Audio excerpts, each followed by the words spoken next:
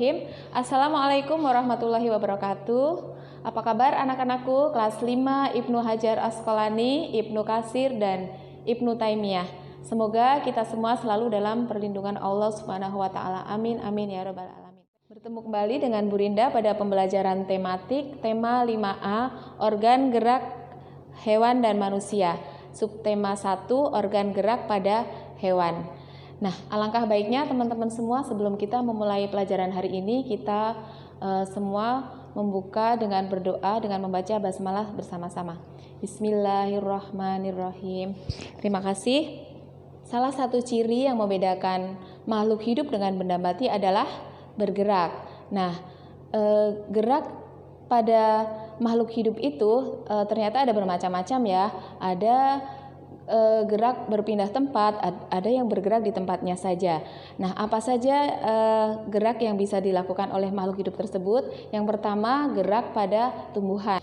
Pada tumbuhan, gerak yang dilakukan sangatlah terbatas ya, hanya dilakukan pada tumbuhan itu sendiri, atau contohnya yaitu gerak tumbuhan itu saat berbunga yang awalnya kuncup kemudian mekar. Sedangkan pada manusia dan hewan bisa dilakukan pada tubuhnya sendiri ataupun gerak berpindah tempat.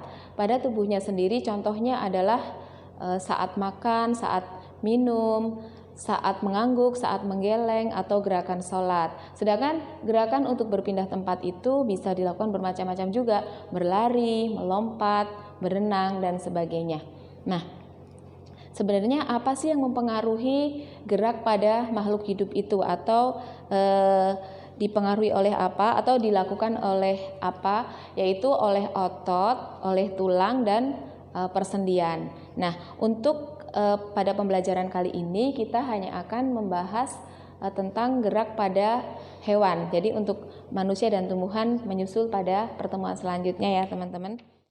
Kalian bisa lihat di buku kalian tematik 5A di halaman 15. Ya, di situ diperlihatkan ada kerangka dari bermacam-macam hewan ya, ada kelinci, ada burung, ada ikan, ada katak, dan ada kadal. Hal tersebut adalah yang menentukan bagaimana hewan tersebut bisa bergerak.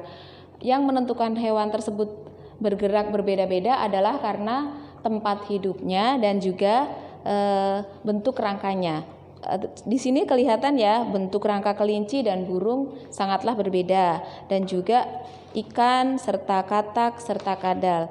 Dari kelima hewan tersebut tentunya cara geraknya berbeda-beda ya, sesuai dengan bentuk rangkanya. Ada yang melompat, ada yang bergeraknya dengan sirip yaitu ikan berenang ya, ada yang terbang, ada yang merayap. Nah, dari sini tentunya kalian sudah bisa untuk membedakan kalau ikan cara geraknya bagaimana, kalau kelinci bagaimana, katak bagaimana, dan lain sebagainya. Baik. Untuk selanjutnya Bu Rinda mohon teman-teman untuk membaca halaman 17, gerak pada hewan bertulang belakang atau vertebrata. Baik, sebelumnya kita bahas dulu ya, hewan ada dua macam, yaitu yang vertebrata memiliki tulang belakang dan avertebrata atau tidak memiliki tulang belakang. Kalau hewan yang memiliki tulang belakang itu biasanya hewan yang lebih sempurna. Sebenarnya sama aja, semuanya sempurna, namun yang satu punya tulang belakang, yang satu tidak. Baik, kita akan bahas satu-satu ya. Pertama dari hewan bertulang belakang atau vertebrata. Di sini ada contohnya.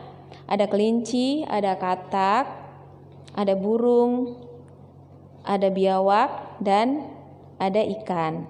Tibalah saatnya kita pada latihan. Teman-teman bisa lihat tabel yang ada pada gambar, atau bisa juga kalian lihat pada buku halaman 19.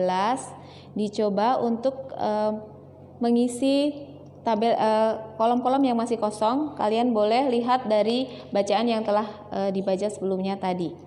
Selamat mengerjakan tugas tersebut, dan kita bertemu lagi untuk pertemuan berikutnya di pembelajaran yang tentunya berbeda lagi.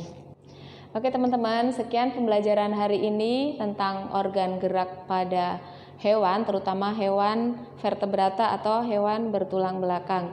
Nanti selanjutnya kita bahas tentang organ gerak pada hewan avertebrata. Namun sebelumnya Bu Rinda mengingatkan juga untuk pembelajaran selanjutnya siapkan tentang gagasan pokok yang kalian telah pelajari di kelas 4 ya.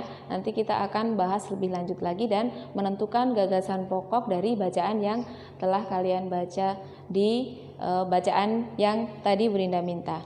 Baik, terima kasih teman-teman semua.